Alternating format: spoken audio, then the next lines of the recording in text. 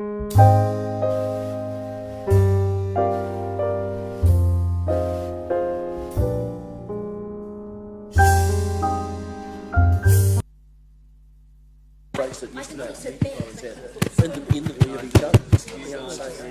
guys are doing some really good things. I mean, these are accountants. Right, good afternoon, everyone. I'm going to open the Strategy and Policy Committee of the 22nd of September 2015, and before we commence proceedings, I'm going to hand over to Her Worship the Mayor. Thank you, Chair. Good afternoon, everyone. Look, given the very, very tragic and sad events of the last few days, I think it will be appropriate if we take a moment to reflect on those. So I'd ask councillors to stand and we'll take a minute's silence. Sam was a much-loved member of the zoo community and, in fact, of the zoo community around the world. You know, our thoughts and prayers and condolences are with the family and all of the zoo staff, who are a very close group of people. And having been out there, I know that they are providing good support to each other. So let's just take a moment to reflect on an outstanding Hamiltonian and our thoughts with the family and friends.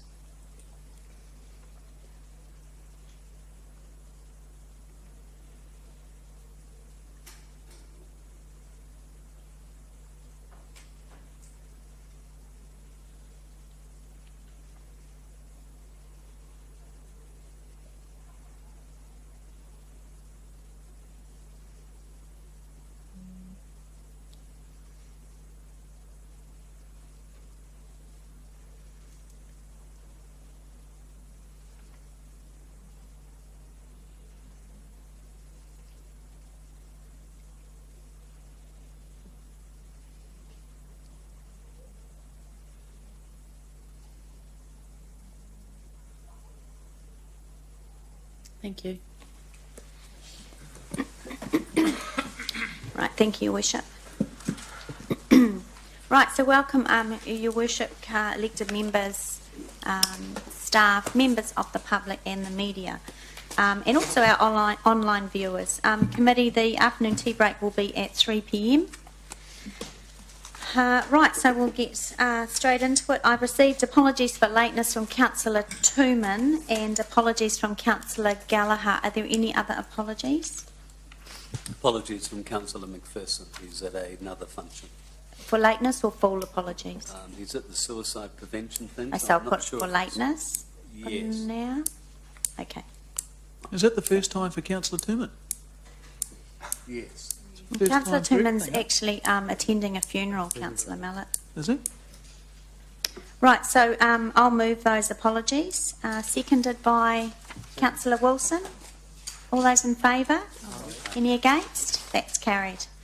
Item 2, confirmation of the agenda. There are no changes to the agenda that I'm proposing, so I will move that the agenda be accepted. Seconded by Her Worship the Mayor. All those in favour? Right. Any against? That's carried. Are there any declarations of interest? There are none. And we move on to item number 4, public forum. Sandy Turner, the General Manager from the Hamilton Central Business Association. Welcome, Sandy. And Sandy is speaking in the public forum today on item 9, the Central City Transformation Plan. Welcome, Sandy.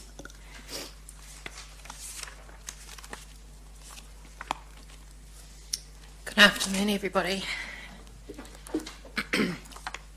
Hamilton Central Business Association believes the Central City Transformation Plan is a well thought through, intelligent document that has set a bar for the CBD vision. We'd like to thank council members and staff who have worked on the plan. Consultation has been open, inspiring, and has raised awareness around some of the key issues. Input has been very welcomed and valued from our members, and obviously they are major stakeholders in the space. Why is it important to have a robust and thriving CBD? The first impression of any city you visit, nationally or internationally, is the CBD. The opinion you make of that city is forever etched in your memories. A vision, as seen in the CTP, helps with direction and confidence building. both with developers, investors, real estate professionals, and obviously local visitors. We all require this sort of vision to sell our city to people outside of our region. We have a huge opportunity as a smart, forward-thinking city to take advantage of the current Auckland property prices, but not if we leave things as they currently sit. Companies need to attract good staff. We need to be our own champions. Having a good story to tell, like the vision that's been created through the CCTP, we can help change the perception of Hamilton, but only if we begin to see the change. Along with the confidence raising during the consultation period and some of the media around it, the flow-on effect is tenfold. But some examples are the fact that we're already getting inquiries from landlords keen to update, repaint and repair buildings located around some of the recent new builds that we're seeing. Confidence in retail supports business attraction and retention, and we are seeing early signs of this. An example, an iconic retail store, Texas Radio, who left the CBD 3 years ago, to the greener pastures of the base, who now feels confident enough to come back with their own new store opening in October in Ward Street. Valari Breads choosing the CBD as their retail-only outlet store, and Story, who did a trial run of a pop-up store last year, now taking permanent leases on Victoria Street. We believe, having conversations with these people, that some of this decision-making was because of the vision that they see coming forward through the CCTP. Retail stores also keen to be part of the early stages of a more compact CBD. Keep going. CBD, showing renewed interest in moving closer to the heart of the CBD. Examples like Snapshot Camera, who have tripled their floor space and added a funky new cafe, Bella Boutique, both who have relocated closer to the heart of the CBD, almost opposite the Sky City Casino. Support from our members, investors and inner city office workers has been extremely positive. Every time we've placed any piece of information or updates on our Facebook or social media, we've had some fantastic results. People want to live and play in a city they are proud of. Hamilton Central Business Association urges councillors to give the CCTP due consideration, and while we understand that changes like this take several years, we look forward to seeing the start of some short-term projects of which HCBA is happy to take a lead. Thank you. Great, thank you. Are there any questions? Councillor Mallett. Thank you. Thanks, Sandy. And I'm not sure how long you've been in the position of president of the... Coming up 4 years. So have you been through any of these transformations previously? No, I came in just at the tail end, I think, of the finishing of the City Heart, but I'm aware that there's probably been about 10 plans over the last couple of decades. So why is this one going to work? I think for the first time we've had a council that's actually really engaged with the investors and the property developers. This is not, in the past I think the vision came very much in-house. I think the reason that this particular plan is getting a lot more credibility and enthusiasm is because there's been so much engagement, and I think I mentioned earlier the fact that we've had some quite good debates, there's been lots of brainstorming, there's been lots of workshops, means that people now feel like they're part of the journey and they're likely to get involved and partner. And like I said, I've given you some very tiny examples because we're very early days, but to see, you know, some of those people already thinking, oh, I want to get closer to the CBD because it might be made smaller, is quite inspiring. This might be a bit of a hard one. How would you know? How would we know? When would we judge that it's been a success? It's all we've done is stood still, or in fact we've gone backwards. What time would you hope to see some? And what would be the things that you would, the metrics you use to determine a success or failure, or otherwise? Right. It's a really good question because I thought about that a lot this morning. One of the areas that were identified in some of the brainstorming sessions and workshops that we were involved in is that there's a complete lack of pedestrian count information in Hamilton. So it's very, very hard to see how people navigate around the city, where larger groups are versus smaller groups, that sort of thing. As an association, we'd like to lead some work on that. We have done some research in the past at what larger cities are doing, like Auckland, and we have started discussions with them around the company they use, around 24/7 data. I think that will give us a line in the sand so that each year we would be able to measure, and pedestrian counts are a vital tool in that. Obviously, we get our 6 monthly reports through the Commercial Real Estate Institute on occupancy, and at the moment we are in a 10-year low. It's the lowest. Our buildings have been empty for a long time, so it's already quite positive, but I think if you read those reports carefully, you note that some of that is due to demolition and some of it is due to stock being pulled out because of earthquake strengthening. So it's not a true reflection of levels of vacant stores. But working with them, I think that also is another way for us to really measure. So a reduction in vacancies, an increase in pedestrian count. I think the other, one further point is also inner city office workers. You know, businesses need to be able to attract good quality staff, and staff will only come to a city that they feel that they have, you know, confidence in, that it's got all the amenities and everything that they're looking for. And I think the timing is perfect for us as a city right now. I'm not sure the parking issue. We've talked about parking in council. I mean, I've got some concerns regarding the old Les Mills site, which is currently parking, which won't be parking for whenever they get a tenant. The old Countdown site beside the transport centre, which is hugely full of, I assume, commuter parking, which somewhere along the line will be developed, and the Sonning car park parking. All three of our primary, they're all pay car parks, but they will all, if we get success, will be gone. Do you have concerns as to how we're going to replace those? Are you aware of how we can? Yeah, we've had some early discussions. We've had some concerns obviously from members, particularly with large staff levels around it. We've also got some buildings that aren't at full capacity, and we believe that with the stock count there is potential to it will mean that people may have to walk a little further or have to rethink their commute. But there's about 3 commercial buildings that we know of, parking buildings that are privately owned but do sell leases to businesses to use, that are under capacity. They're not being used. An example would be the building behind the Arcadia building, Jerry Duran's building. That's not at full capacity yet. I know that the car park in Hood Street is never at full capacity at the moment. So it just means people may need to just be re-educated a little bit about where to go and how to find the appropriate parking space. Obviously into the future, you know, I mean, it's interesting that Fast Lane's car park is now complete and that's not being used at full capacity at the moment. So I think there's just, it's just about a bit more education around the city about what's available. Okay, thank you, Sandy. Are there any further questions? No, thank you very much, Sandy. Thank you.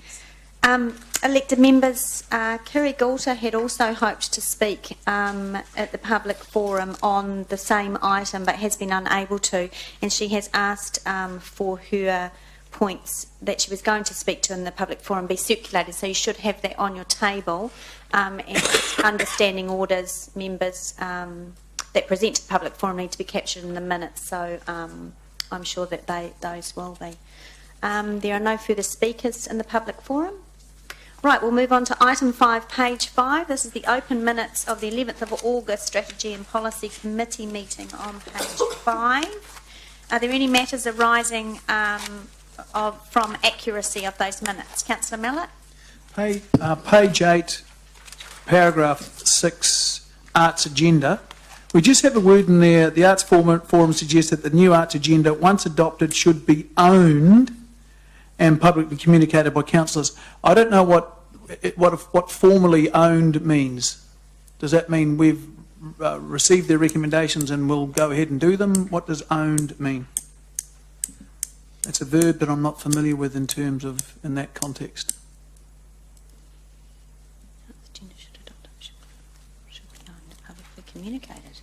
perhaps democracy. I mean, you take the minutes. Can you speak to that? I guess we either voted for something or voted against something, and there may or may not have been a majority vote or unanimous vote, but I don't know what owned means. Madam Chair, this certainly is an accurate record of the meeting, and the chair of that advisory group would have presented that. Those were her words, as Yes, I recall. yes. And okay, thank you, Democracy Manager. So, Councillor Mark, does that answer your question? Not Really, does it? No, But- well, I guess I'm trying to find out, does it put some onus on the council? Have we accepted, by doing that, have we done something? Have we locked ourselves into a contract or some agreement, or have we just means that we'll talk nicely about it, and some of us won't talk nicely about it, and some of us will... Just to clarify Talk nothing further, about it. Madam Chair, it's not a resolution of the No. of the committee. But it is a true and accurate record Yes, of the of chair's what report the as she chair of the she advisory presented. panel presented to the committee, but it certainly isn't a committee resolution to lock the committee or council into anything. And the resolution under that doesn't use that word. Okay, thank you. Yeah, is that okay? Great. Thank you. Any further questions on the accuracy of the minutes? No, there being none, I will move that the minutes be received. Can I have a seconder? Councillor Pascoe. Thank you. Is there any debate? There being no debate, I'll put that to the vote. All those in favour? Excuse me. Are there any against? No, that's carried. Thank you. Right, item 6, page 19. These are the annual reports from the chairs of the advisory panels, and we only have one. Elected members, although reporting to this committee isn't in the urban design panel's terms of reference, I actually thought it would be helpful for us to have the chair come along and speak to the work that the urban design panel does. So I'd like to invite Anthony Flannery up now. Welcome, Anthony. Thank you for coming along, taking the time out of your busy day. And we've got Luke sitting next to him. So, Anthony, if you just want to touch on the key points of your report, and then we can go to questions. So I'll take the report as read. I think there's just a couple of key points in there just to emphasise. I think the establishment of the panel was quite important, and the purpose of that was really simply to support and aid council in all of its activities to improve the city, particularly the CBD and important projects within the city. I think it's also important to reflect that the panel is an agency and a tool of council. It acts on behalf of council, at the invitation of council, and with the mandate of council. And whilst the panel is mandated to express its professional opinion as a group of individual professional representatives, it does act on behalf of and at the invitation of council. It's not a separate pressure group or something that sits outside council. I think that's quite important. The panel continues to support the city, and I think it's fair to say we're very excited about the continuing passion the city has for the improvement of urban design in the city. A lot of the mayoral's initiatives, the river plan and things, I think are very exciting. The transformation plan is another one where we're seeing that ongoing passion and ambition to continually improve the city of Hamilton, and the panel is there to support that and very excited about it. Our mandate is quite clear. We do have a terms of reference which is quite broad-reaching, but as I say, the extent to which the panel is activated by council is at the discretion of council within those terms of reference. It is made up of peers which are cross-representative of the industry, both in terms of development and professional designers, and there are also some community advocates in there to make sure that we keep real. But these are the best in the city. They're nominated by their institutes or by their organisations, and they are leaders. And the panel has a hearts and minds mandate. It doesn't have a statutory role, and we think that's quite important. The fact that it is being reviewed by your peers and that the job is to influence the way people think through persuasion and through peer review and peer pressure, I think is much more powerful than trying to embed it as part of the statutory process. I think it actually gives the panel much greater power by not being embedded in that statutory process as a formal agency. Essentially, we are ambassadors, educators and reviewers, and I think that's how the panel sees itself. It's there to support and champion initiatives of the city to help educate people in understanding urban design and to review projects, initiatives, policies on behalf of the city using the expertise that's available. It also acts as the champions of Vista, and therefore that's quite an important and unique in the New Zealand urban design panel context, but it's the only panel that has a published set of criteria which define the areas of review and the questions that will be asked of the panel. And that avoids a situation where we have frequently in places like Auckland where developers or applicants are confused about what the panels are going to talk about, what questions they're going to ask, and whether there are personal agendas coming up through the panel's hearings themselves. The existence of Vista allows that to be neutralised, and anybody knows that if they've addressed Vista, they'll get the support of the panel. Successes, I'd say the main successes is where we've been able to support and empower people who want to do good things. They're good designers, good developers, good initiatives in the city. Having the support of the panel is what we seek to do. We've also, no doubt, facilitated some change. Sometimes when things come to the panel, we prefer to like them, but if we don't believe they're appropriate for the city and they don't accord to Vista, then we do say so, and people on the panel are quite passionate about their city and often quite passionate about the comments they make of projects that they simply don't think are good enough for the city. We've seen many, many occasions where projects have gone away and come back significantly improved as a result of comments and critique that the panel has made, and I think the city is a better because of that.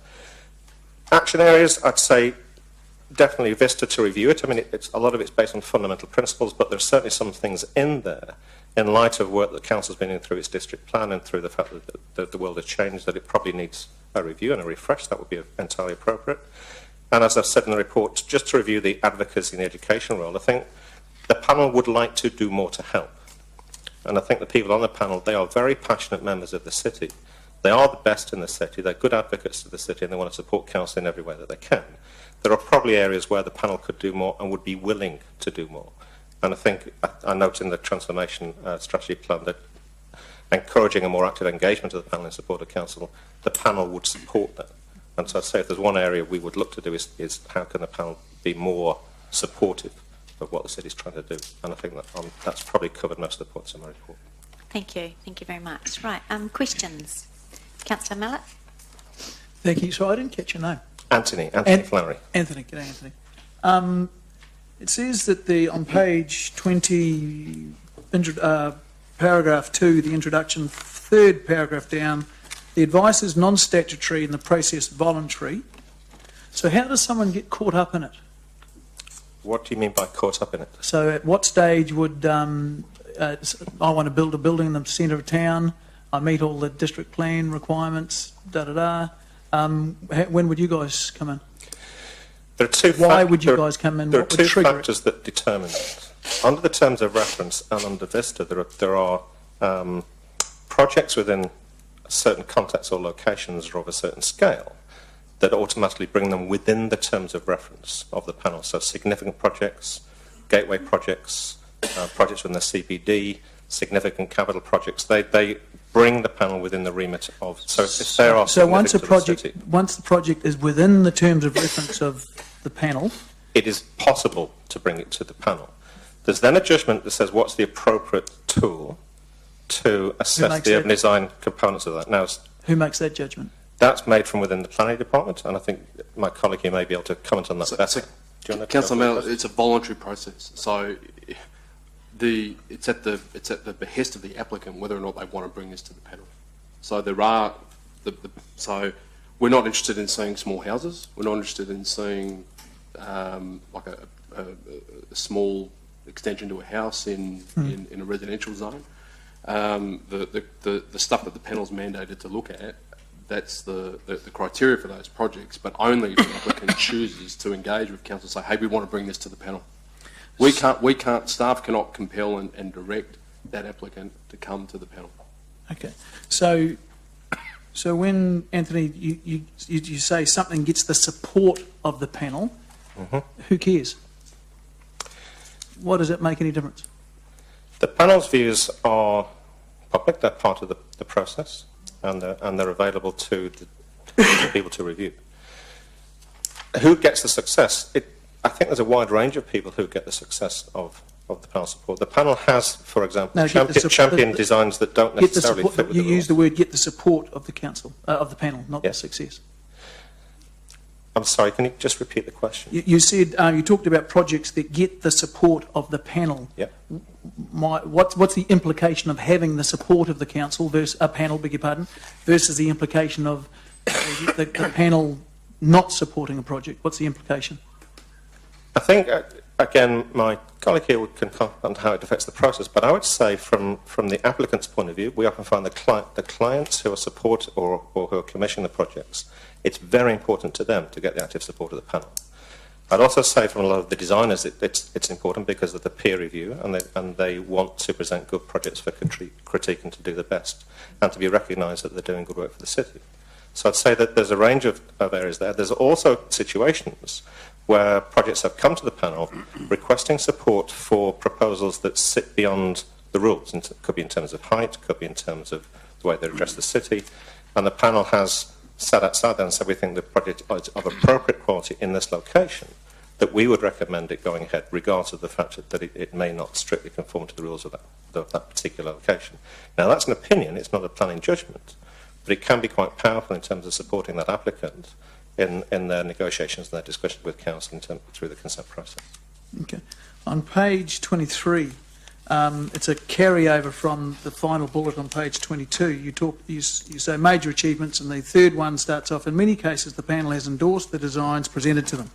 On other occasions, a proposal has been fundamentally altered, or, for example, the Countdown building on Peatsgrove Road, as a result of input from the panel. On other occasions, the panel has recommended that the client team revisit the design completely. So can you give us examples? I mean, you've given the examples of Countdown building. So when have you recommended that someone revisits their design completely? And did the person say, shove it, or did they go ahead and do it? I think there's quite a number of occasions where we have suggested that the project be revisited completely, and to some extent that depends on when the project is brought to the panel. It's not uncommon, and we try and encourage projects to come to the panel quite early in the process. And so if it's early in the process, then often what the applicant is looking for is advice from the panel rather than critique. And often then the panel is able to raise opportunities and possibilities that hadn't been considered before, and that's resulted in a fundamental rethink. There are other projects that have come where the panel has said fundamentally we think this is entirely inappropriate, and that's resulted in sometimes the project stopping, sometimes the projects being comprehensively redesigned, and sometimes there's a process of going through with the... I'm interested in you saying that's resulted in the project stopping. So who stopped it? The applicant decided not to go forward with it. And again, generally that would come in at a very early stage, where they're trying to perhaps push the boundaries of a given project and see whether they can gain the support of the panel in doing so. Sometimes the panel has said that basically on the basis of what they're trying to do, the panel wouldn't support it, and that's enough for that developer to believe that he was pushing too hard. Even though it fell within the terms of the district plan? No, more often than not it wouldn't have felt that, and that would be the reason that it was brought to us. If it had fallen in the terms of the district plan, then it's highly unlikely that the panel would have said at that stage that the project is wrong in its entirety. So where was the situation with have you got some examples of where people pulled the plug? I'd have to go back. There were some very intensive apartment developments which didn't meet fundamental wellness and living requirements some years ago in the CBD. They came very early and the panel was very concerned about them. They were simply pushing boundaries that we felt was inappropriate. There were other examples. At Tarapa, the large commercial development there was a significant element of the panel, and that was one where, when it first came... Tarapa Lodge? No, the retail development, with the Tainui development out at Tarapa. Oh, the base? Yeah. Oh. When that first came to the panel, it turned its back onto the main road and various other things, and the panel raised some concerns about that. And that was fundamentally redesigned, partly as a result of the panel's observations, and I think there's a far better and more engaging outcome as a result of that. I guess my concern is that I'm all for it if you're just a voluntary group who are there to help people who need some help or ask for help. Look, can you make my project more commercial? Can you make it prettier? Can you make it fit the existing ambiance of the area? But if you're in there saying, if you have any more authority than that, that'll be very concerned, because I don't know where you get that authority. I wouldn't know where you got that authority from. So that's where my concern comes from. The authority we have is given us to by council under the terms of our reference, and we act within that. But all I've seen in here says it's voluntary and all that sort of stuff. Yes, Then I hear stuff on the street that it's not so voluntary. Well, look, let In fact, it impacts on permitting situations and things like that. Let me answer that one for you, Councillor Mallett. It's a voluntary process. The advice of the panel is advice. It's not a consent. It's not an approval pathway. It's a voluntary process whereby applicants come through to seek design guidance and a peer review process. And it's made up of a range of expertise, including property professionals who look at things like feasibility and commercial reality, etc. It's not made up just of urban designers and architects. There's transportation engineers. As I said, we have the national property manager from Fonterra who's a member of the panel. You know, so it's ecumenical in its composition.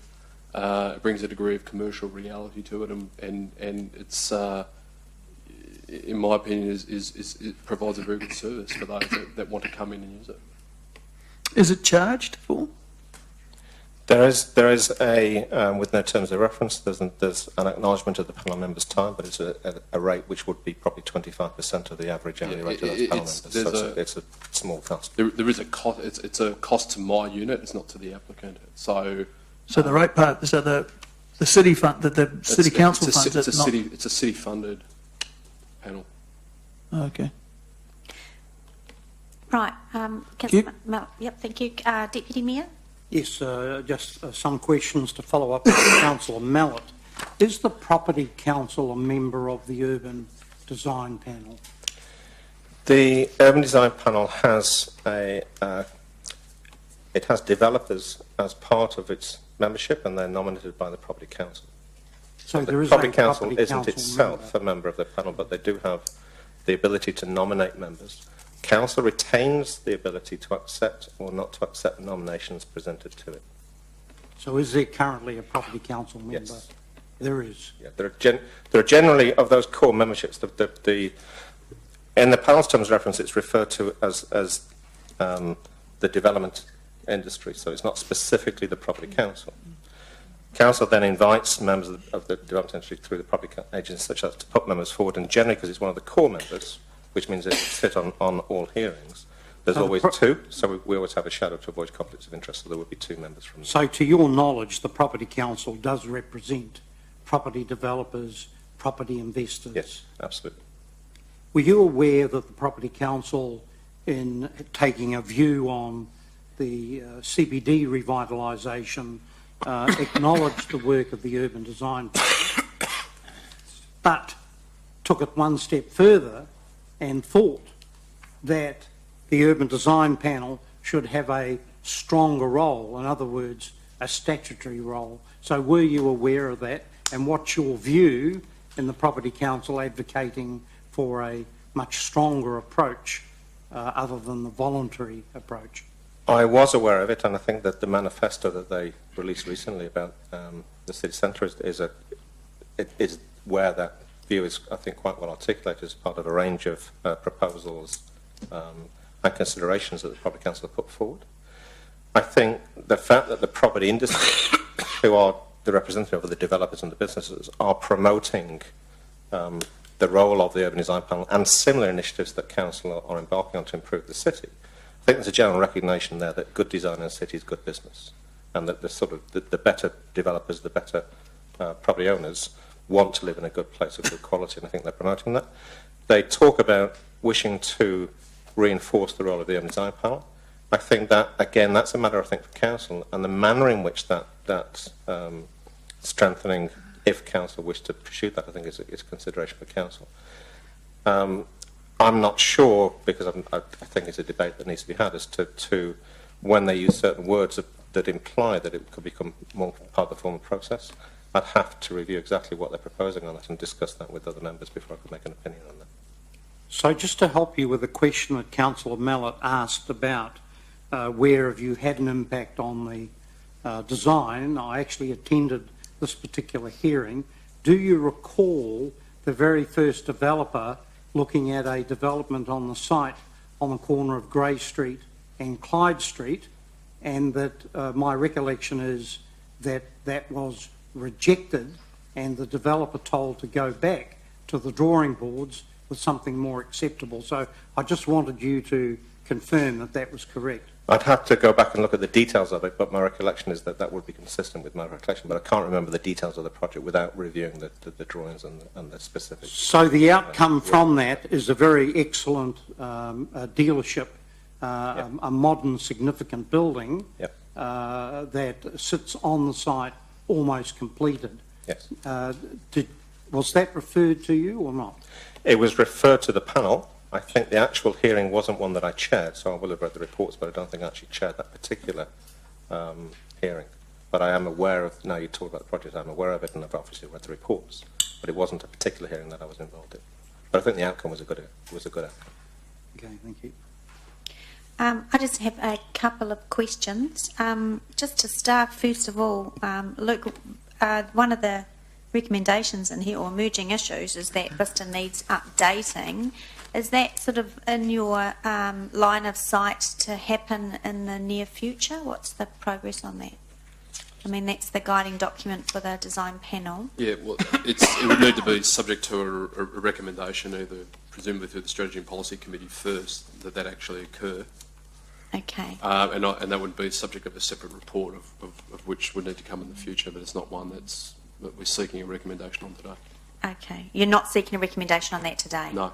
Okay, but it will be captured in the It'll be recommendation subject of the of a future report. received? Yep. Okay. Anthony, just what kind of feedback do you get from, if you get any at all, from the applicants that have gone through the process for the panel? I think, again, my colleague can probably answer that better than I can. We always, as part of the process, we do post-review interviews with applicants and developers, and those are recorded. Can you be able to comment on that a bit more? Look, Councillor O'Leary, as I said, it's a voluntary process, and I think the very fact that people are choosing to come here has been in operation since 2008. We're now in 2015. It's been in operation for 7 years. The effectiveness and the reputation of the panel is well known within the development community with Hamilton. The fact that through the recent work and consultation in the CCTP, you've got the Property Council saying that they see an expanded role for that.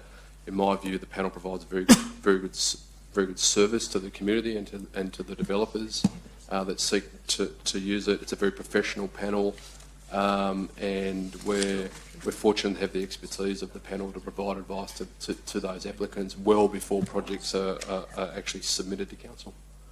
And thanks. And just last question: Are there any limitations on the amount of times an applicant can go with an application back to the panel? There aren't. No. So it is in some instances here where there's been an initial discussion, they've gone away, then they've come back with a revision. So generally, I think you wouldn't see more than 2 probably visits, but there is no. There's no upper limit to the amount of times that one particular applicant could choose to come back to the panel. So it's fair to say that that's a substantial value add to that developer, isn't it? I mean, you would have to go out and I think if they didn't see any value in it, they wouldn't be coming back. Yeah. Okay. Thank you. Any further questions? Yep. Just before I go back to Councillor Mallett. No, Councillor Mallett. Thank you. Councillor Chesterman used the words with regard to I think it's the Ebbett car dealership you're referring to, which is a very attractive looking, to my uneducated eyes. You said the initial project, Gordon said that the initial project was rejected. No, sorry, not the, just to clarify, it was a separate developer and a separate project, nothing to do with the Ebbett Waikato development. They bought the site off the previous developer. It was whose project had been rejected. Whose project had been rejected by the urban design the urban design panel, because he referred it to there. So okay, that's all I need to know. So for a voluntary process, how do you get off rejecting someone's I think there's a couple of things. One is the terminology. The panel does not reject or approve anything. The panel makes comments and provides advice to council. So the panel would never say the project is rejected. Sorry, just to be clear. The panel may recommend. Just to be clear, you make your advice to the council or to the developer? The advice is to council, and that advice is passed on to developer via council staff. So Our you would advice say, is you to would say to council, we would advise you not to allow this development to go ahead until a whole lot of glass is put up, or there's a fountain in front, or there's a statue or something in front. There's a couple of things there. First of all, we provide commentary and advice. The first thing on any panel report is what we like, and that's trying to reinforce the promotion of good design. So the first thing that the panel will always record on every single report is matters that they approve of or that they support. There are then what we refer to as fundamental, significant and minor issues. So if there are some fundamental issues, and they could be to do with safety, they could be to do with crime supervision, they could be to do with issues like With that. what? With crime supervision? There are ways of designing projects to make them safe from a crime okay, point of view, and there are yeah, ways of designing them to make them unsafe. So where the panel would come up with a fundamental problem, it could be because there's what we believe to be an unsafe environment being created in the city. That would be, and that is quite commonly an area where we would register a fundamental concern. So the panel will record comments that it makes that are fundamental, that we think are significant, or minor comments where we think the project could be improved, but they're not fundamental. So really your client is the council. You're advising council Well, our advice is to council. of improvements or Issues that are faults or highlighted. issues Yeah. to do with a third party's Yes. private property. And then those comments are forwarded onto Okay, the... and then out of courtesy, forward those. By the way, this is what we've told council about your project. Council will be in touch with you. No, all communication is via staff of Hampton City Council. The panel has no direct Okay. communication outside of... So council will be okay. Yeah. Yeah. So council's then then council then goes to the developer or the property owner and says these are the things we'd like you to do. Yep. Well, And when does it? Okay, that goes from very very grey voluntary into you're the permitting, you're the regional authority, you've got an awful lot of power. At what stage does the client think, shit, I've got to do this or it'll never get done? well, let me just clarify. It's advice around observations around a draft proposal. So quite often, what you may see that comes to an urban design panel is nowhere near the same level of detail that you would see with a resource consent. It Yep. could just be very much a concept. So there's differing levels of detail that come before the panel. So what we always say to the applicants is the more detail you're able to provide, the more feedback the panel can give you in terms of your concept. All of it is made, it's all transparent. Everything that's recorded is consistent with what's discussed in those meetings, and that's provided to the person who volunteered to use the panel, and it's just a record of what was discussed through that panel meeting. As Anthony has said, it's not an approval, it's not a decline, it has no statutory weight at all. Then it's up to the developer at that particular point in time. It's their choice what they do with that advice. Their choice, knowing that it's advice from quote unquote Big Brother, the guy that controls the whole system. Well, the panel doesn't control the system. No, the city council does. Well, once again, it's non-statutory advice. It's just technical advice provided on a concept. Now, as I said, the level of detail that comes before the panel really varies. Look, I've just asked the GM to comment. I'm just wondering here, just listening to Councillor Mallett's questions, whether there may be a need here to as an offline briefing for councillors just on the whole working of the urban design process and the Vista design manual, because I mean, as you're saying, it's a voluntary process. It's one which is underpinned by a whole series of principles around lifting the quality of the built environment in the city. And I think some of the questions that I'm hearing probably are better addressed in a briefing session where there's just how does the whole process work from an end-to-end situation. Look, we did hold one of those sessions earlier in the year, in February. So, look, if there's a desire for me to facilitate another one of those sessions, I'm more than happy to do so. But we did have one in February this year. Okay, no, I Yeah, think so, Chair, we did hold Yeah, one of those in in February, February. and my recollection was, unfortunately, not a lot of councillors did attend that, but I did attend, and I found it really, really useful. And panel members gave up their time to come, and they explained the whole process, how it all works. It was actually a really good session. I do want to thank you, Anthony, for that session, because I found it fantastic. But look, let's lock in another one and go through it again. Okay, thank you. Councillor King had some questions. J- Under the discretionary or restricted discretionary categories or non-complying,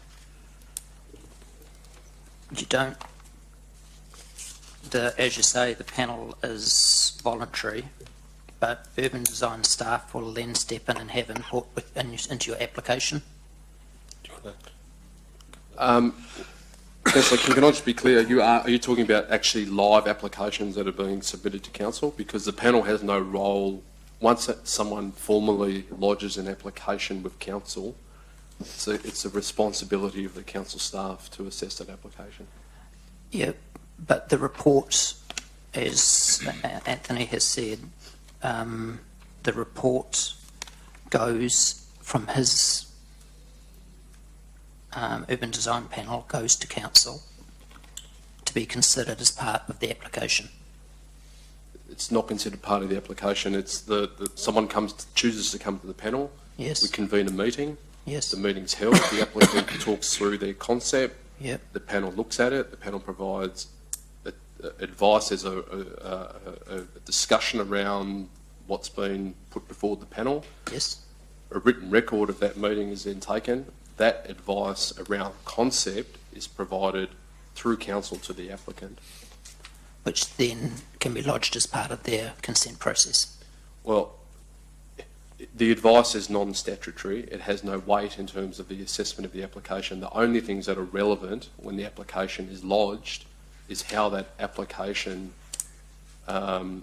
addresses the relevant parts of the Resource Management Act and whatever provisions it triggers in terms of the operative district plan or the proposed district plan.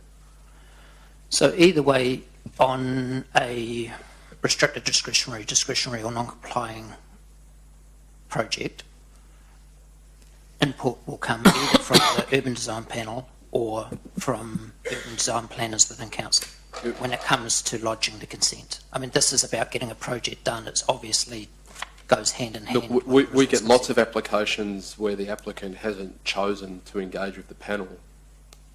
So if someone chooses to lodge an application with council and they haven't consulted or so they haven't sought the advice of the panel, it's not a material factor in terms of our assessment of that application. We just assess it on its merits and in accordance with the relevant planning provisions in the Resource Management Act. We don't refer the application to the urban design panel for a technical comment to feed into the AEE in terms of our assessment report. So what you're saying is when the resource planning consent application gets lodged, you take no notice of the report from the panel? Well,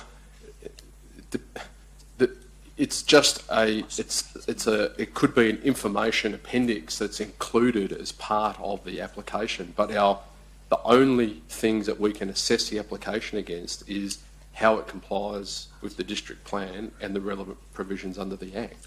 This is a non-statutory piece of advice. For a statutory process. For a statutory process. As I said, the concepts that come to the panel vary widely in terms of the level of detail that's provided. So if the planning consent process takes no notice of the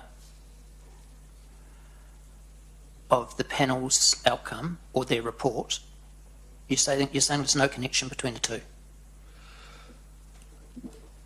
I'm not saying there's no connection, but it's not a material consideration when the planner's making an assessment. We can't cut and paste the advice of the panel and drop it into our assessment and say, oh, the panel said this, therefore we don't support it, or therefore we do support it. Every planner has to make an objective assessment of the relevant application that's before that planner.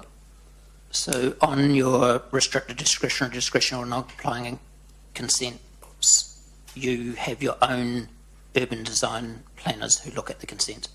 We have Your own internal? we have an in-house urban designer who provides advice to applicants in a pre-application stage, and if asked, will provide technical comments to feed into the assessment. So But it's not the urban design panel. It's like... no, I understand it's not. I fully understand that the panel and the internal urban designers are two separate. Okay, cool. What I'm saying is if, for example, Ebbets with their new Audi VW dealership have gone through the panel,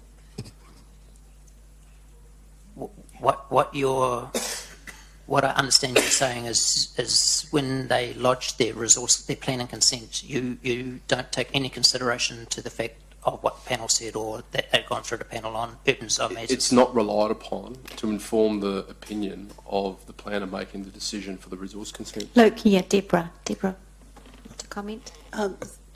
Through you, Madam Chair, if a project has gone through the urban design panel and the report has been given as part of the application, we're certainly going to consider it, but we consider it within the context of what the district plan is seeking. So that's the lens through which we are looking at this. It might be the case that what the panel says is irrelevant to our assessment, but we're looking at it through the plan lens. It's not a standalone report that we say, oh, as Luke says, no good, or this is great. But it's an input that we will look at, but always through the lens of the contents of the district plan. Thank you, Deborah. What is it your department, Luke, that this costs are charged to? That's correct, yes it is. So what are the costs? From memory, the panel has a budgeted line item of, I think it's $40,000 per year. How many? From memory, look, I'd have to go back and Yeah. confirm that, but from memory, it's about $40,000. I've rung up half a dozen developers around town in the last few days. Once this agenda had come out, and there was some staggering comments back from developers, which they wanted kept confidential. But there was the likes of. So sorry, Councillor King, is this a question to the... How do you respond to if you don't go along with them, referring to the urban design panel, then staff will make it difficult to get your consent through? I don't agree Chair, with that. that's a very I'm ridiculous comment. There's no basis for it, no names. It's an Point of order, there is clearly a basis for it. So, Councillor King. Councillor Miller. Councillor King, point of order, I've got a point of order. And what exactly is your point of order? The Councillor King is exercising his democratic right to bring information and evidence to the council. It's not a point of order. But Councillor King, can you just ask a question? That was actually a statement. Can you ask a question to staff or the chair of the urban design panel, not make statements? Do you have any further questions? Yeah, I have one. I'm just asking Councillor King if it's his turn. I'm asking staff, Luke, how do you respond to that comment? No. Could you please repeat the question, Councillor King? So the developer asked the question. The developer said, and I'm asking the question, how do you respond? If you don't go along with them, then staff will make it very difficult for you to get your consent. I don't agree with that statement. It's a statement. Sorry, Councillor. I'm sorry, I don't agree with it. I mean, the staff have a professional, ethical obligation to do their job. Their job is to assess a project on its merits in accordance with the relevant district plan provisions and the Act. Yeah. And that's the job that they do every day. For them, I don't accept the notion that they just are blindly not going to support a project because the panel has issued recommendations that don't necessarily endorse that particular concept at that particular point in time. Okay, look, I'm just going to attempt to be helpful here. I think the suggestion that this come back to a briefing so that elected members can pose these questions and that we can understand the process. I know we've done that in February. If we can do that again for the members that weren't there. and any extra concerns that are raised, I think that would be really helpful. I don't think that we're going to get any further on that today. So Councillor King has advised me, excuse me, of a motion that he's going to put, and that will be up on the board in a moment. Councillor King, you've got that as an amendment. Oh no, that's a motion. Yeah. So would you like to speak to your motion, Councillor King? Oh, first of all, we need a seconder. Hang on, is that it? Is that correct? No, well, we don't have a motion on the table. No motion. There's no motion on. I'll Was it move the motion? staff report be received. Well, Councillor King, the Deputy Mayor would be happy to move the staff recommendation if you want to do it as an amendment. I don't know why you would, but it's up to you. Okay. Or I'll move an amendment. It probably doesn't matter. Which way do you want to do it? I'll move the amendment. Okay, so the Deputy Mayor is going to move the recommendation on page 19 that the report be received. That's the only recommendation. And can I have a seconder for that? I'll second. Councillor Forsyth will second that. And so that brings us to Councillor King's amendment. And do I have a seconder for Councillor King's amendment? Councillor Mallett? I'll just give everyone a moment to read that.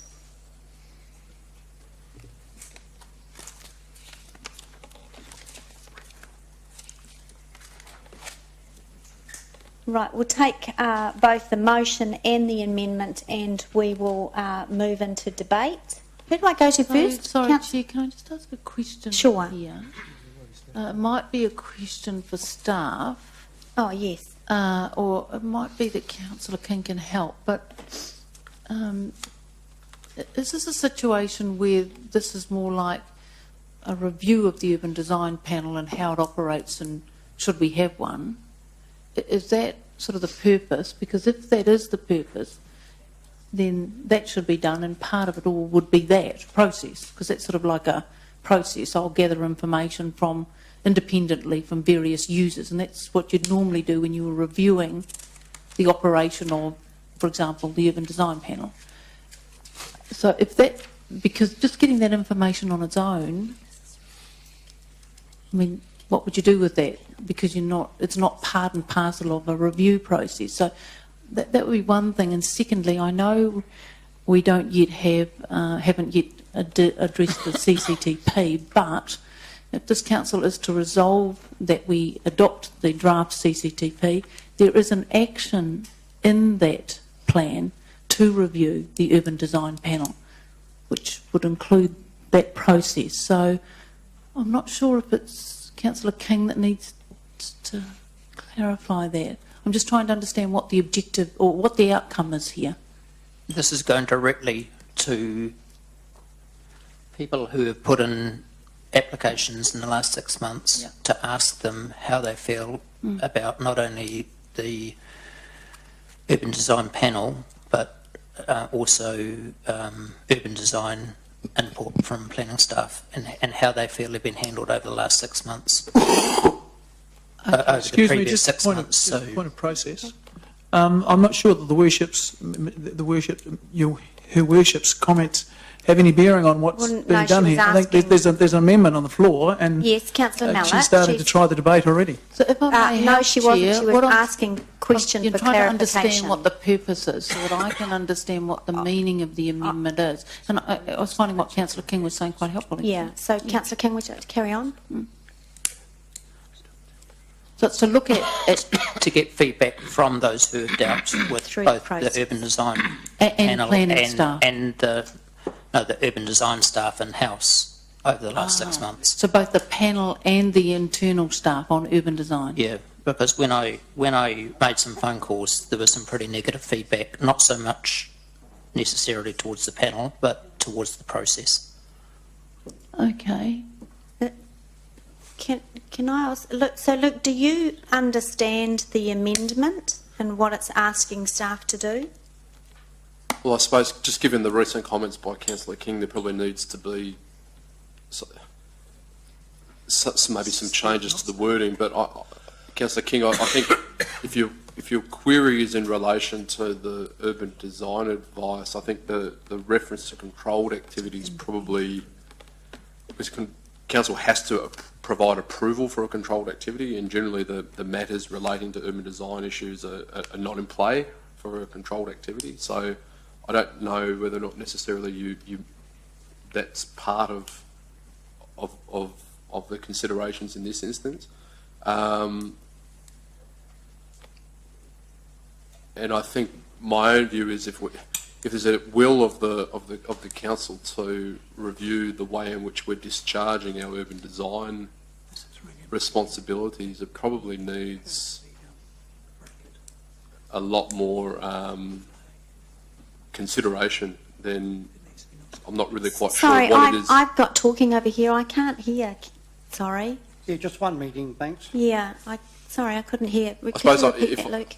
if I was charged with implementing that, I'm not really sure what questions I'd be asking or what the terms of reference of that would be. I think in some ways, if there's a will of the council to do that, then there needs to be, unless you're leaving it over, because it's at the moment you're saying it's not staff to do it, so it wouldn't be me that's actually doing it. That resolution is saying that it's someone chosen by the chief executive and independent of the council. So what are we asking them to do? Who would it be? What's the budget? Who's paying for it, etc.? Where does it all come from? So can I just go to the CE then, given that I think this is charging you with this action? So to me, where I'm reading it is it's an independent person that's going to make inquiry of people that have been through the urban design process in the last 6 months and find out what they thought. And then you would just leave the terms of reference under that to Richard to... That's effectively what it is. And I mean, the question of budget and otherwise would need to be addressed, but I could brief a independent person to that effect and build up terms of reference to deliver that with some discretion, but that'll be the outcome. Okay, thank you. Councillor Mallett? Just a grammar correction. Sorry, Andrew, what I was trying to say to you, that needs to say council set up an independent team, brackets, not staff, close brackets after not staff. And then take the other brackets away after CE. Does that mean, just for clarification, does that mean that that staff doesn't choose the independent team, or that staff aren't on the independent team? What does Staff set up the council set up an independent team, not you put not consisting of staff. So it's the not staff is relating to the independent team, not the choosing of the members of the team. No, it talks out later on about who should set the team up. I assume the CE would send up the independent team. So you remove independent and you remove consisting of staff. And we should have a debate about whether we should have something in brackets or in columns. All right. No, I'm getting more confused. But set up an external team. This is an independent external. This is Councillor King's amendment, and we have a motion on the floor. So, Councillor King, is this a question for clarification, Councillor Forsyth? Well, it would influence my decision making. I'm just not quite sure what the financial consequences of the independent team would be. Seeing as our decisions, I would like to have that information before I make such a decision. CE did answer that, the financial implications of an independent team. Sorry, I was talking to... Councillor Forsyth asked what the financial implications of having an independent team do this body of work would be. The ideal scenario would be for me to bring back a terms of reference and covering off exactly what the scope is and what the budget is. At this point in time, I can't give you... I understand what the outcomes are that Councillor King is looking to achieve, and I could build a terms of reference to deliver that. What that will cost to deliver is uncertain at this point in terms of and where that budget would come from. But delivering that, and I'd have to then look at what the costs were and how we'd fund it. Okay, thank you. All right, well, Councillor King, that is your amendment. I'm going to take speakers for the motion and the amendment together. Do I go to the, I always get confused with this part. Do I go to the mover of the motion first or the mover of the amendment?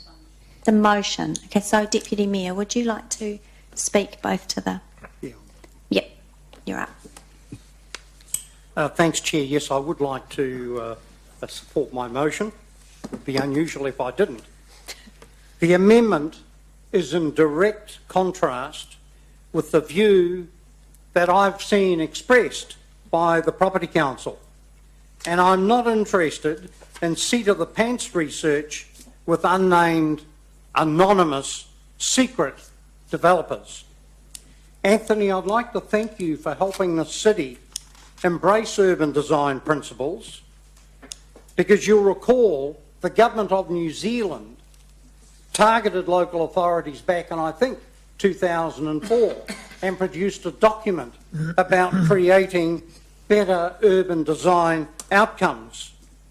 And I think you were involved with the Auckland Urban Design Panel and then came down here to Hamilton and assisted us over a period of time develop a quite unique approach to the Urban Design Panel. And this has been about changing attitudes. And I think that that is very, very important, because I believe the panel over the years since it has operated has done an absolutely outstanding job. Outstanding in helping to change attitudes by that development community. I sat in on a urban design panel hearing just a month or so ago where a major city trust had a new development it wants to build in the CBD. And not only did the trust chair turn up with the architect, it was very clear that both the owner and the architect wanted the seal of approval, the heart tick. Yes, this is good design for the city. And apart from some very minor suggestions, that project is sitting there and is poised to get underway. Now, I need to remind councillors, and this is some of the history stuff, that prior to the Urban Design Panel, we faced a regime where developers worked with a very permissive district plan. And they took great advantage of it, as they could legally. You can't blame them for playing within the rules. And so I support that.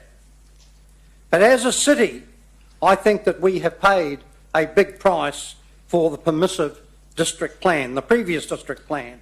And I need to remind Councillor Mallett that his City Vision team had responsibility for this plan, which actually opened the door to the base. Just before you signed the V8's Councillor Mallett, we're in debate and the Deputy Mayor has the floor. Developers, and this is the sense I have about changing attitudes, are now taking pride in their buildings. Who would want an ugly building? Why would anyone build an ugly building now? And over time, the Urban Design Panel has changed the thinking so that as a city, we've gained the benefits of better buildings. And I think we're entitled to that. They are there for a very long time. And the final point I want to make, and it's in the report, is the change that Countdown made to their Peach Grove Road development on the old ECNZ site. And what had happened, obviously, and I don't know this for sure, they had a design done in Auckland for Mount Roskill or somewhere like that and thought, we got a similar sort of space, let's plonk the other design in this space. And the Urban Design Panel urged them not to do that. And so Countdown, as a responsible corporate citizen, went back to the drawing board with their architects and have produced a much better outcome for Peach Grove Road. Now, I think that's what corporate good citizenship is all about. And so, without forcing them to do it, a little bit of gentle nudging perhaps, we have got a good outcome for the city. So for me, apart from receiving the report and thanking Anthony for the work that the panel does, and there are a number of panel members, it's not the same panel on each occasion, you've done a fantastic job.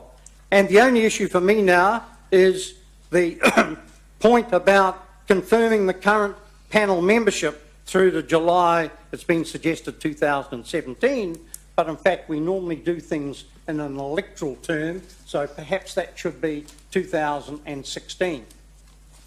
The motion doesn't allow for that to be addressed, and I probably would like some clarification on that, Chair. So that is what I have to say about the Urban Design Panel. A big thank you. Thank you, Deputy Mayor. Councillor Mallett. Thank you. Unfortunately, this thing has got a way more emotional than it needs to be. We have a urban design group which we're told is voluntary. We are told provides advisory input rather than statutory authority type process. That is backed up by our staff. We are in a situation where the referee is one of the players, and that's our staff. We are at the moment going through a process of judging the performance of our staff, and unfortunately Andrew has needed or found it appropriate that we need to get some independent outside advice on to see that performance. That's all this is trying to do. This is actually real governance. This is saying, hang on, I've had the same sort of phone calls. I'm not as closely in touch with the development community as Andrew is, but I've had the same discussions with people for the whole time I've been on this council about issues with the district plan, etc. The urban design panel comes up frequently, and I tell you, people do feel pressured to take the advice of the urban design panel. Unfortunately, Mr. Chesterman, Councillor Chesterman, totally misunderstands the concept of private property and property rights. Yep, it's be lovely if everyone built their buildings the way Gordon wants them, did their developments the way Gordon wants them, makes them pretty the way Gordon wants them, but that's not what private property is about, Gordon. Private property is about, it's your property, you do what you like with it, it is your property. It isn't the job of you to listen to what your neighbour wants. You can voluntarily listen to him, but you have the ultimate right, and that's what we're trying to do. We're trying to secure some property rights for the people who own the properties, so that they can develop their properties as they see fit. They'll otherwise win or they'll lose, but it'll be their decisions. And I think, as I said before, turkeys don't vote for an early Christmas, so we are very, very unlikely to get a report from the staff suggesting that staff should be doing less. And I know that from a fact from being in this place for long enough. So I'm very, very supportive of Councillor King's amendment. Thank you, Councillor Mallett. Councillor King. My understanding is that under the new district plan, many planning applications, more than in the previous plan, fall under discretionary, restricted discretionary categories. This gives council planning team, puts them in a position of strength. Discretionary planning applications invariably involve urban design staff or panel input. Even if they don't go to the panel, urban design staff will require input. This creates a level of uncertainty and adds costs and delays to building in Hamilton. Developers are held to ransom by this process. If you don't comply with what the urban design panel or urban design staff want, they may write a negative report and staff can then use a resource consent process. That is taking the matter far too far and suggesting that staff manipulate reports. Discussion of matter not before the committee. I do tend to agree, but Councillor King, if you can carry on with your debate.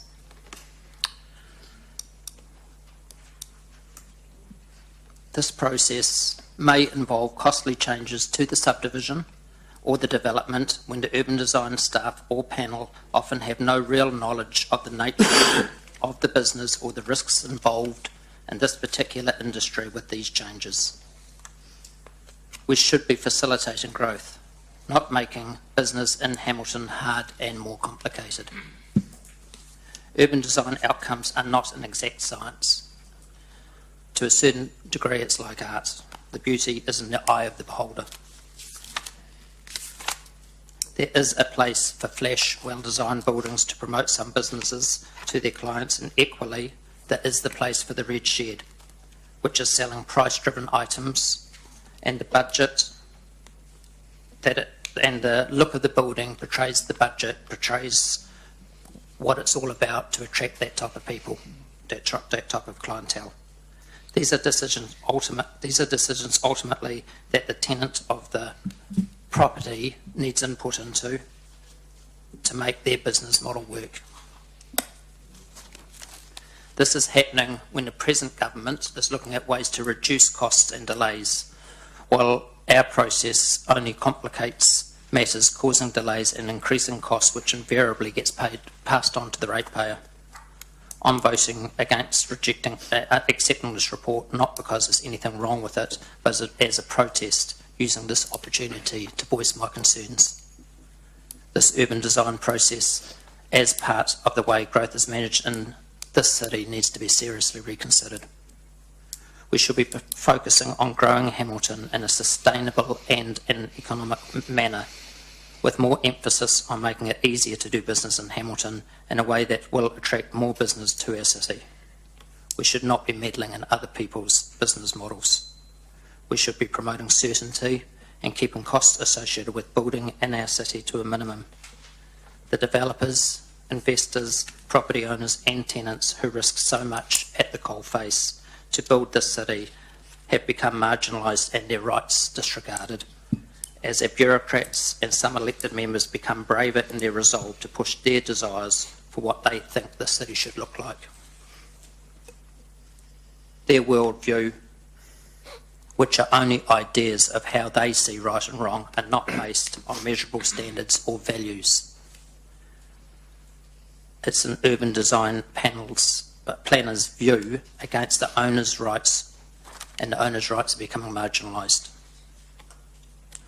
Due to the monopoly that council has, developers are intimidated and manipulated to do what the urban design planners want. Otherwise, if they don't agree, they may not get the discretionary application approved. Because of this fair-based regime, of course applicants cooperate. They have often invested millions of dollars in land.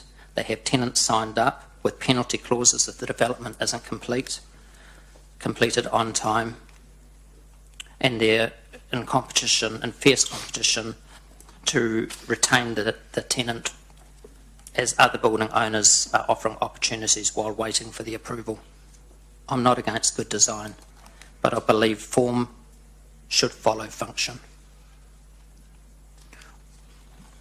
After all, one of New Zealand's top 10 companies, the Warehouse, would not have got permission to build its sheds as they are today in our city by our urban design panel. I urge you to support the amendment. We're going out and we're getting independent advice, independent feedback from those who've been through the process in the last 6 months from an independent team. And if council won't do this, maybe it's a project that the media can pick up on. Thank you. Councillor Pascoe. Yes, thank you, Chair. I would like to speak against the amendment, Part B in the amendment. I think the wording in the amendment, while there's some merit, and I think what Councillor King is attempting to achieve, I think the wording is rather flaky in the sense that it's asking an independent review to be done and talking to some developers, asking them about their experience. And to me, that's a kind of an opportunity to present a one-sided approach of my experience in obtaining or getting approval for the building that they wanted. If we're going to do this properly, then I think it needs to be, the terms of reference need to be more clearly defined, and I think asking them about their experience is not a clearly defined way to start. If it is going to be done, a proper approach to me would be having the independent person who would receive the full case study around the application that was made by the developer or by the builder or by the landowner, and then and then properly compare that complete case study against the way that it was handled by staff in the context of the district plan and the Act, so that it was properly benchmarked. because too often we will only get half the story from the person who wants to present something that hasn't been, whether it's in this area or indeed any area around council, we will get only part of it done. So whilst I'm not totally against what Councillor King is attempting to achieve, I think the way that that amendment is worded is really rather too flaky for us really to do anything that's going to be properly benchmarked and be able to be reported back in a way that might identify if there are any issues that need to be addressed. Can I clarify something that you've asked for, please? I'd like to speak. Well, I yeah, can- we'll go to further speakers first. I don't think that there's any clarification needed. I just wanted to ask the CE if he understood what the process would I think be. he said he did. Just a point of order. Just- Just a point of order. Sure. I think Andrew has a right of reply anyway. No, he doesn't. The mover of the motion does, not the Oh, mover of an not amendment. amendments? Okay, Yeah. thank you. But I understand there's a point of order that where you can Well, ask no, for clarification. Councillor Mallet just asked a point of order.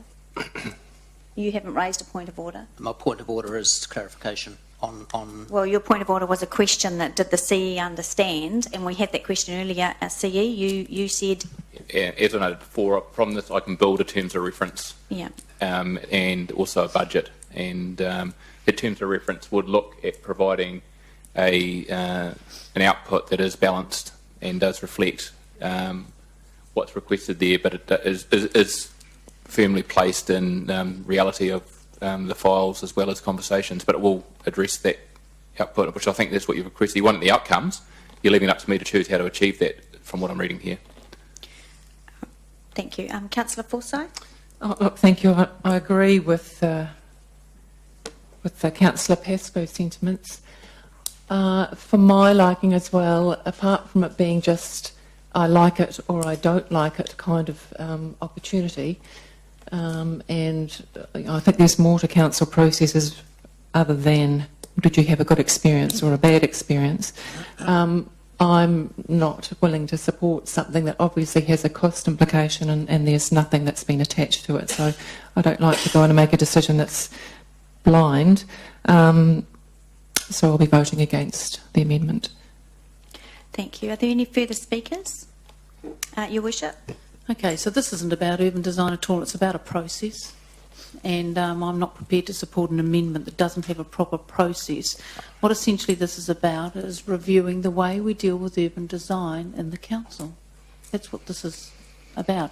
And an element of that is absolutely that. But it's only one part of a process to review what we currently have. And that amendment is not only asking about the urban design panel, it's asking about staff and the way staff deal with developers. So, you know, I actually want to review how we deal with urban design in the council, but I am not prepared to do it on an ad hoc basis like this.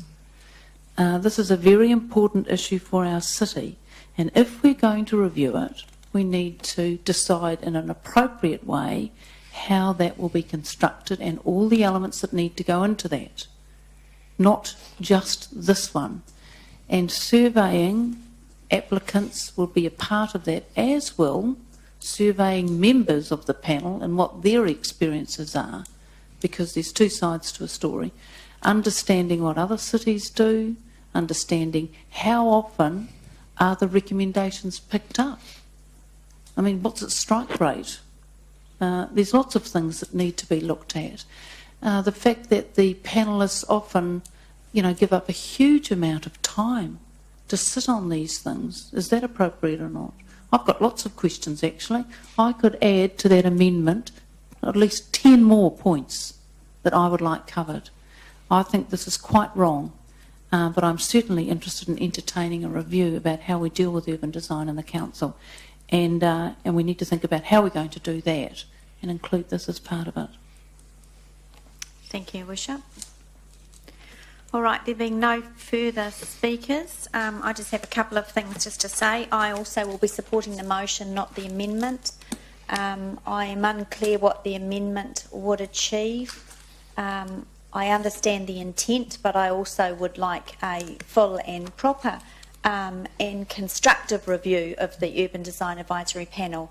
And I think that includes picking up the process of re-looking at Vista as well, because time moves on and ideas move on and designs move on and developers' ideas move on. So I would want a holistic approach to the process. So I will be supporting the motion and not the amendment. So I'm going to... Oh, right, a reply. Sorry, Deputy Mayor. Yes, thank you, Chair. Look, in urging councillors to support the simplicity of the motion, I find it appalling that Councillor King would attack the integrity of our urban design panel and the planning staff with no evidence. There are rules which we, as the governors of the Hamilton City Council, we define that. So these people are coming in and looking at the rules and then wanting to bend them. And we don't participate in that sort of situation.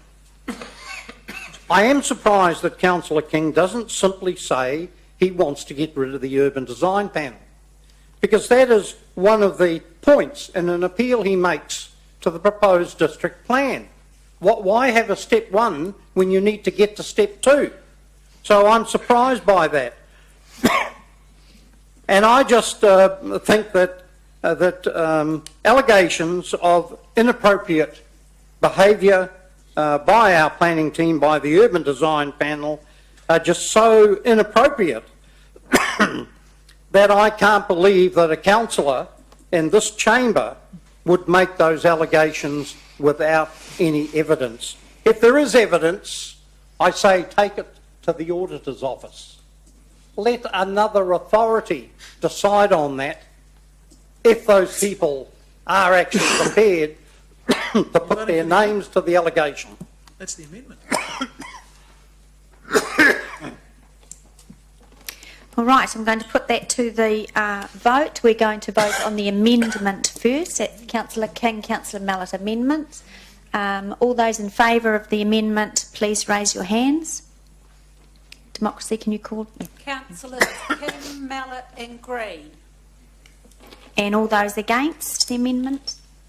Councillors Wilson, Tooman, who worship the Mayor, Pascoe, Forsyth, Young, Chesterman and Madam Chair. It's lost 3 votes against and 8 for. Thank you, Democracy. And I will put the motion on the floor. All those in favour of the motion, please raise your hands. Councillors Wilson, Tooman, who worship the Mayor, Councillors Pascoe, Forsyth, Young, Chesterman and Madam Chair. And those against?